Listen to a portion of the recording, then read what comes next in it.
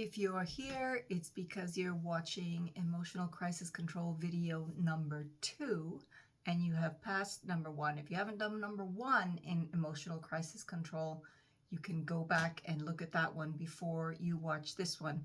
Because in the first video, what you need to do is get yourself moving immediately, instantly. I do start you off a bit softly with just some neck work and stuff. But immediately within 2 minutes of the video, you're already on your feet and you're in a twist, contracting the abdomen, and then you do it again. There's several sets that I go through for you to be able to instantly be in a vibration of intensity that you can take to the level of intensity that you're feeling emotionally. You have this option. You're in a squat in chair pose in Utkatasana, and everyone can squat as deep as they need to go to feel that intensity, and then squatting and twisting to add to that. This is detox of the spine. So that video is first. What follows that video is once you can bring that intense emotional first blow and be like, okay, I got rid of the initial impact, but now you have to deal with all the fragments of what's left over. Number 2 is keep moving. Keep moving. Now you're not going to go at an intensity of like 80 or 90% strength in the body. You're going to hold it at about a 50%, and you're going to go for 60 minutes. This can be walking, running, washing the dishes, cleaning the house. I had a list here from last week. Dancing, shoveling, go picking wood, chopping. Depends what activities you have available in your neighborhood. I used to wash clothes, laundry by hand. And this used to liberate a lot of tension for me, especially if you have heavy clothing like in Bolivia, where we had jeans and jackets and sweaters and just like pulling this up and out of the water. And I was just at it for these continual, 60 minutes, however long it takes you to get the task done. Stick with that, because what you're trying to avoid is after you break through the initial impact, avoid making decisions, having a choice, doing the move. The chemicals are still very much alive inside you. So at this moment, I consider that for managing your emotional crisis, number 2 is high intensity at the beginning, and then we sustain regular intensity, 60 minutes, whatever comes thereafter.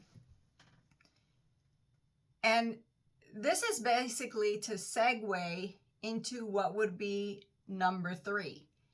But you want to make sure that you are centered and a little bit more relieved and focused with the physical relief to start making words or verbalizing things. And the activity really helps. If at any time throughout the 60 minutes you feel that your mind wants to process it, walk a little faster, wash the clothes a little harder. No, do the 50% maybe is not enough, so you need to go to 60%. And that's it. I'm not going to accompany you in this video. In the other video, we did it together, but pick a song, pick a playlist, design the time. Know that that's what you're doing. Don't stop along the way to talk or get distracted, and stick with it. I had a friend that she used to say, before I make any big decision, especially after emotional crisis, she's like, she did the full yoga class. It didn't matter if I wanted to or I didn't want to. She went somewhere where she wasn't going to get up and leave in the middle of the class, right? So she was obligated to finish the hour. And she always said it was guaranteed that after doing the whole 60 minutes of continued physical movement, her perspective shifted. So yeah, that's it. That's it for number 2. Number 2 is keep moving and amp it up if you feel that it's coming back. If you feel you're getting another flush of intensity, because that did happen to me, then go back to an intense core and strength activity to neutralize again, and then go back to the 60-minute activity. I watched this man outside my window where in the country where I was washing the dishes for the coffee shop, and he was out there thrashing the wheat, and it was just this continuous. I finished washing, I went to the house, came back, was putting the dishes away. He was still out there. Went to the house.